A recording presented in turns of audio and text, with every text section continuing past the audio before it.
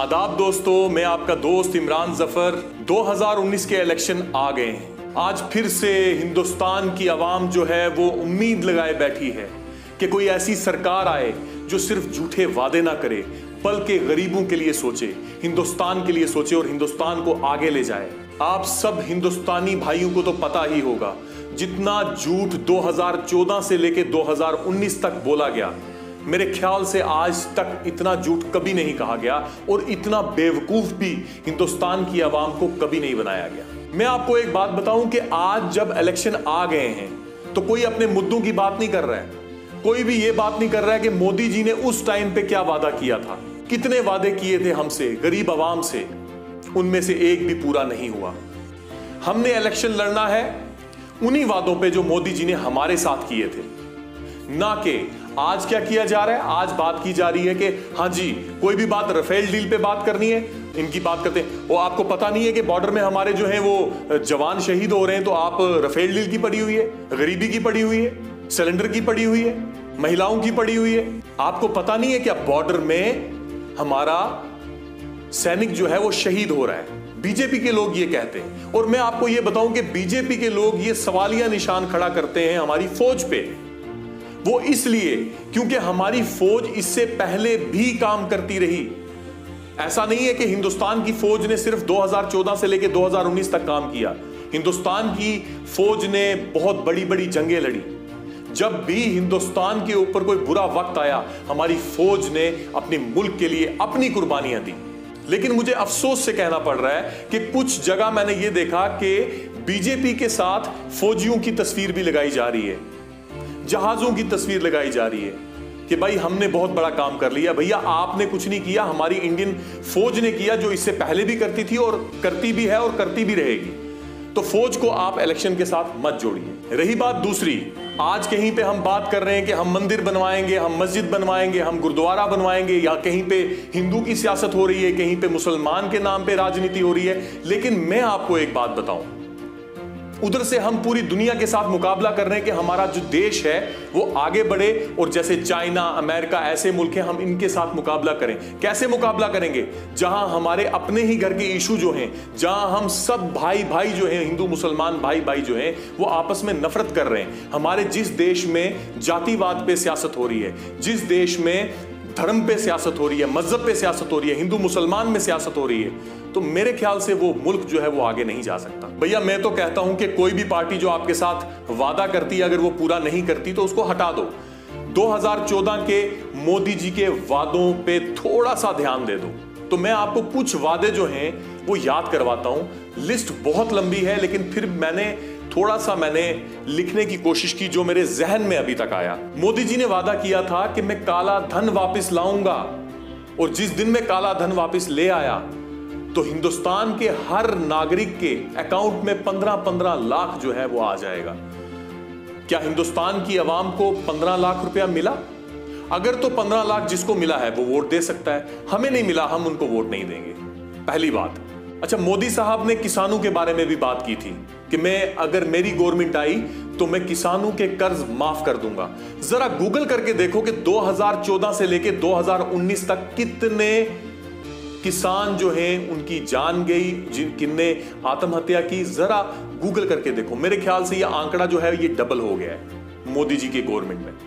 अच्छा, इन जनाब को बहुत बड़े शौक थे, ये जहां जाते थे ना तो बोलते थे कि हाँ जी मैंने ये भी बनाना है, मैंने ये भी करना है, मैंने ये भी करना है। इनने हमारे साथ एक और वादा किया था। इनने कहीं बुलेट ट्रेन देखी तो इनने हमारे साथ वादा कर दिया कि भाई मैं बुलेट ट्रेन ला रहा हूं हिंदुस्तान की आवाम के लिए। भैया जो हमारी अपनी ट्रेनें चल रही थी ना, उसका भी जो आपने किराया है वो डबल कर दिया। गरीब का बच्चा जो है वो आज उसमें नहीं बैठ पा रहा मोदी जी आपके राज में, तो उस पर क्या खाक बैठेगा? और है कहां हमारी वो बुलेट ट्रेन? क्या आपको पता है कहां पे है? मुझे तो पता नहीं है। अच्छा, ये लोग धर्म की बहुत बात करते हैं कि हम धर्म के बहुत पक्के हैं। इनसे अगर कोई ये पूछे कि इनने गंगा साफ करने का भी वादा किया था, जरा थोड़ा सा उस पर भी ध्यान दो कि गंगा आज हमारी साफ हुई है क्या? मेरे ख्याल से तो नहीं हुई। उसके बाद सबसे बड़ी डील, राफेल डील। इनसे कोई ये पूछे कि भैया जो डील कांग्रेस ने 500 करोड़ से 600 करोड़ में फिक्स की थी, एक जहाज जो हमने 500 से 600 करोड़ में लेना था, वही जहाज जो है ये 1600 से 1700 करोड़ में ले रहे हैं। अब इनसे अगर कोई सवाल करता है कि भैया ये इतना ज्यादा पैसा जो है ये कहां चला गया, इतनी ज्यादा कीमतें कैसे बढ़ गई, बोलते हैं हमने अपग्रेड किया है। मतलब कहने का मतलब ये है कि हमने एक मारुति 2 लाख की खरीदी है और उसको हमने अपग्रेड किया 10 लाख लगा के। इससे बेहतर नहीं था कि हम 12 लाख की गाड़ी ले लें?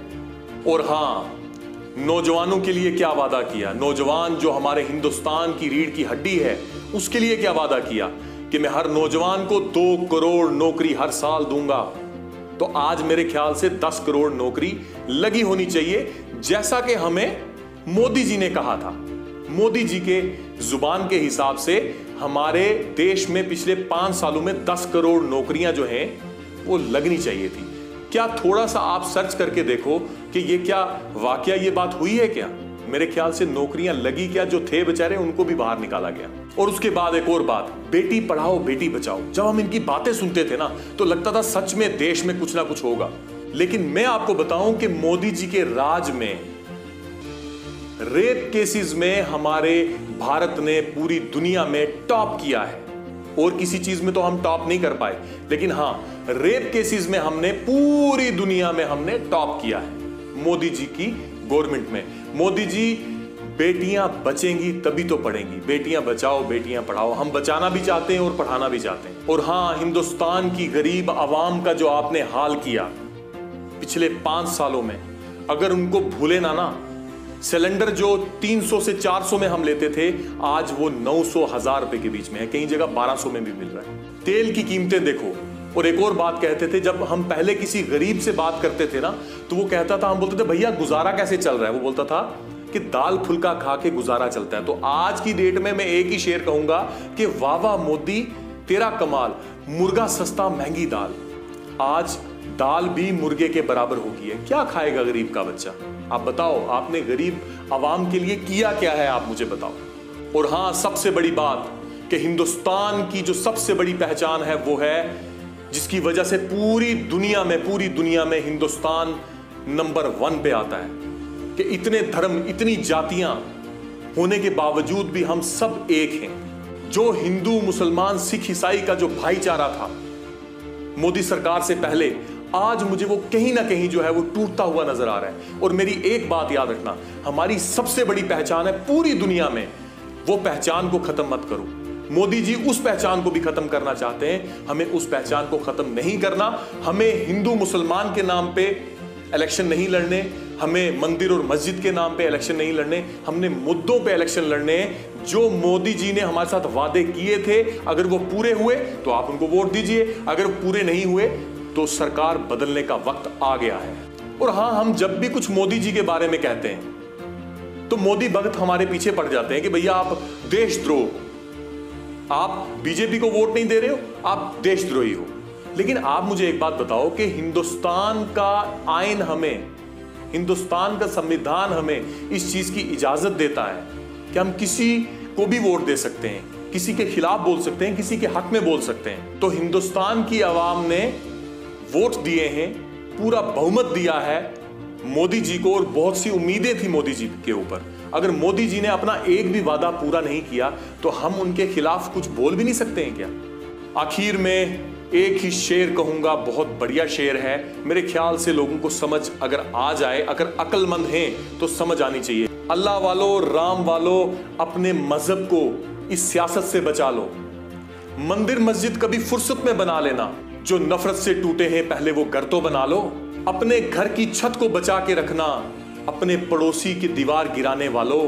और एक ही रहने दो शहीदों का तिरंगा झंडा, हर रोज नए झंडे में डंडा फंसाने वालों। अगर ये समझ में आई तो थोड़ा दिमाग में बिठा लेना, हो सकता है ऊपर वाला भगवान अल्लाह हमारे पे रहम करे, नहीं तो हमारे देश का बहुत बुरा हाल होगा।